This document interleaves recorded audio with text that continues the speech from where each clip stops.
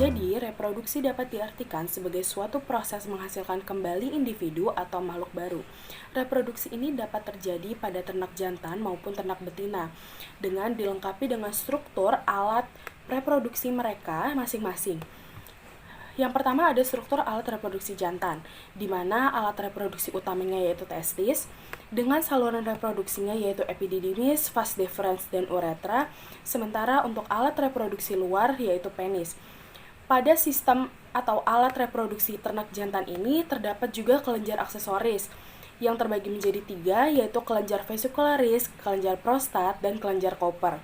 Selanjutnya ada struktur alat reproduksi betina, di mana alat reproduksi utamanya yaitu ovarium, dengan saluran reproduksinya yaitu vagina, cervix, uterus, dan oviduk, serta alat reproduksi luarnya yaitu vulva. Seperti yang sudah dijelaskan sebelumnya, untuk menghasilkan individu atau makhluk baru pada ternak, umumnya ternak akan mengalami birahi.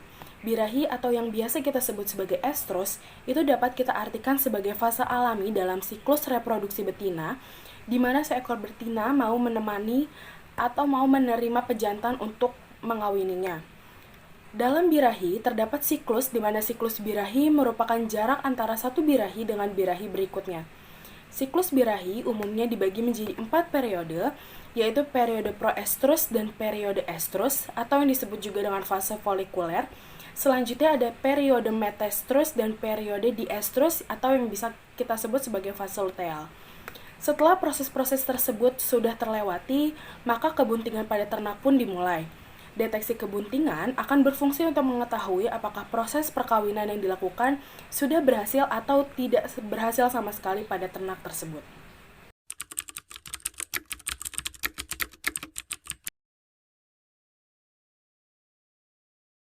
Dari praktikum mengenai anatomi reproduksi ternak jantan dan betina, terdapat 5 poin yang diidentifikasi, yaitu organ reproduksi luar, organ penunjang, ciri lain, karakteristik gigi, dan umur. Pertama, mengenai organ reproduksi luar. Pada ternak jantan, baik sapi, kambing, dan domba ditemukan adanya penis dan skrotum. Sedangkan pada ternak betina, baik kambing, sapi, dan domba ditemukan adanya vulva dan klitoris. Untuk organ penunjang, tidak ditemukan organ penunjang pada ternak jantan, sapi, kambing, dan domba. Sedangkan untuk ternak betina, terdapat ambing dan puting. Pada kambing betina dan domba betina, terdapat puting berjumlah 2 dan ambing berjumlah 2 juga. Sedangkan pada sapi betina, terdapat puting berjumlah 4 dan ambing berjumlah 4. Untuk ciri lain, pada kambing jantan, memiliki telinga panjang yang bertanduk dan adanya jenggot. Sedangkan pada kambing betina, memiliki telinga yang panjang. Untuk domba jantan, memiliki ciri lain bertanduk, sedangkan domba betina tidak bertanduk. Karakteristik gigi. Kambing jantan dan kambing betina memiliki 3 pasang gigi, yang mengartikan bahwa ternak tersebut berumur 3 tahun. Begitu juga dengan domba jantan dan domba betina memiliki 3 pasang gigi, yang mengartikan bahwa ternak tersebut berusia 3 tahun. Untuk sapi jantan dan sapi betina, ditemukan adanya 2 pasang gigi, yang mengartikan bahwa usia sapi adalah 2 tahun.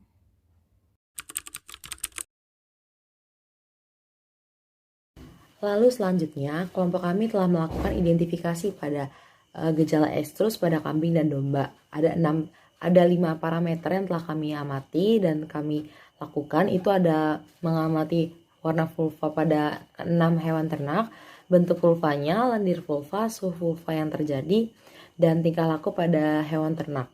Pada domba yang pertama ini warna vulva yang sedikit merah. Nah, bentuk vulvanya ini normal, lendir vulvanya ini juga menghasilkan lendiran normal, dan suhu vulvanya ini ada 38,6 derajat Celcius, di mana merupakan suhu yang normal. Lalu tingkah laku pada domba yang pertama ini tidak ada reaksi apapun terhadap pejantan pengusik atau menolak untuk dinaiki. Lalu untuk yang domba kedua ini warna vulvanya ini sedikit merah, lalu bentuk vulvanya ini bengkak, lendir vulvanya juga sedikit ada lendirnya, lalu suhu vulvanya pada domba yang kedua ini adalah sebesar 39,3 derajat Celcius. Ada perubahan parameter tolak ukur pada suhu. Nah, suhu normal ini yang terjadi itu hanya 38,3 derajat Celcius sampai 39,8 derajat Celcius.